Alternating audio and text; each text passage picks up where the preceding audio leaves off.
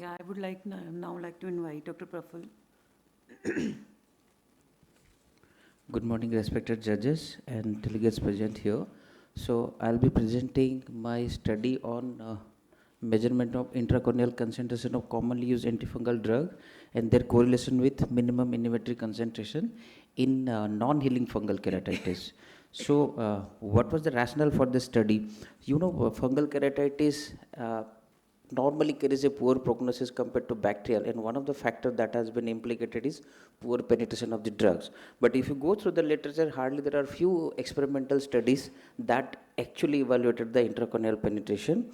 So what we did in the study is we tried to explore whether we can use LCMS or liquid chromatography mass spectrometry to evaluate the corneal concentration of commonly used antifungal drugs and to compare that with MIC to know whether they are crossing the MIC level of those particular organisms. So that was the purpose of this study, to determine the corneal concentration of natamycin and voriconazole and compare that with MIC 90 of the microorganism. So we did this at RP Center along with our Department of Pharmacology and Microbiology. It was a prospective observational because it was largely a laboratory based study. So we included all patients of fungal keratitis which were on medical management but not showing any response to the medical management. We excluded cases which had either perforated or thinning, severe thinning was there, or ulcer which has reached the limbus, or ulcer with systemic diseases that could hamper the estimation of drug measurement in the cornea. So we excluded these patients. This is the flow chart of how we did the study. So the host, all these recalcitrant fungal keratitis patients, they underwent therapeutic penetrating keratoplasty. So the sample was divided into two halves. One half we stored at -80 and sent to pharmacology lab for analysis of the drug concentration. The second was sent to microbiology to do the culture and MIC estimation. So MIC estimation as well as intracorneal was done. So intracorneal concentration was done by UCMS. This is the brief method. I'm not going to the details of this. For MIC level, we use this E-strip test, and you can see the zone of inhibition intersecting the with E-strip that was taken as the MIC value. So statistical analysis, continuous data were analyzed using t-test and non-parametric tests like Mann-Whitney was used for non-normal or non-continuous data, and Spearman correlation analysis was done to look for the association between various factors. These were the baseline parameters. Mean age was 48 years. Most of the patients were male. Most corneal ulcer, most of the ulcer was 74, as you can see, central, and most of the corneal ulcer were either mid-stroma or deeper involvement like normal fungal keratitis. And ulcer grade was, as per Harrison stage, it was 67%. Mean ulcer area was 24.33 in overall in study. So baseline characteristic, these are the two parameters important we evaluated. How much duration the patients were receiving antifungal drugs. It was 14 on the median was 14 days for voriconazole and 17 for natamycin. And frequency, so voriconazole it was almost 9.7 per day, and for natamycin 9.6 per day. Aspergillosis was the most commonly identified organism, 42%, followed by Fusarium, Cladosporium, then Alternaria.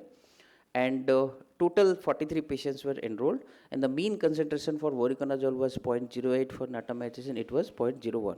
So these were the various factors that we correlated with the intracorneal concentration, like age, gender, duration of treatment, frequency of treatment, and interval from the last dose, as well as ulcer area and infiltrate area and ulcer location. So these were the result of Spearman analysis. As you can see, none of the factors were seemingly to be correlating with your intracorneal concentration. This is organism wise. I'm not going to the details of that, but it was a last study. We had a lot of data. That few of the data that I would like to share here. In only 9.5% of the cases, the intracorneal voriconazole concentration was above the MIC 90, while that was 33% for natamycin. So if you correlate with the outcome of MUD study where they found natamycin is better than voriconazole, this could be a factor because penetration of natamycin theoretically is poorer. However, when you go for real life scenario, that may be better than voriconazole. The second concerning factor was, if you can see the last 2 points, in 52% of the patient, the MIC of natamycin was beyond the upper limit possible with the strip test, and in 23% voriconazole, it was again crossing the upper limit. So this is a concerning factor because this indirectly points towards Although other technical factor, if you exclude, it could be a factor for rising resistance of antifungal drugs. And if you go through the recent study by Prasna et al., where they found that in India, the incidence of resistance against these drugs is rising by 1.08 factor yearly. So that is a concerning factor for us also. Now with this study, what we learned that LCMS technique, yes, it is feasible to do to measure intracorneal concentration using this technique. And susceptibility testing, if you have a fungal keratitis not responding, please go ahead with the susceptibility testing. So limitation was MIC never correlates directly with your clinical outcome. That is one limitation. Second, LCMS was a new technique. It needs more standardization for intracorneal concentration estimation. And one other factor, E-strip test is not a standard method. Broth microdilution is the best technique for sensitivity testing, and that we couldn't do because of logistical issues. Thank you so much. I'll conclude here. Thank you so much for your kind attention. Excellent presentation, Dr. Prafulla. Just 2 points I would like to add or ask you is that did your ulcers who were resistant to therapy, did you rule out intrastromal injections as well? Like, did they receive intrastromal, because then the MIC may vary? So in all these patients, we excluded those patients who had received oral antifungal as well as intrastromal, because that would have a bias effect, confounding factor on the intracorneal concentration. But so then how did you, what was the inclusion criteria? Inclusion criteria, as I shown, all those of patients. Labeling them as non-responsive. Because so all those patients on natamycin and voriconazole for more than 14 days. At RP center, what we do, we start with natamycin. If there is no response within 1 week, we add on voriconazole to that topical. Within 14 days, if there is no response, then we move on to intrastromal therapy or therapeutic graft. So here what we did in all these for patients after 14 days, we went out with the therapeutic penetrating keratoplasty. Okay.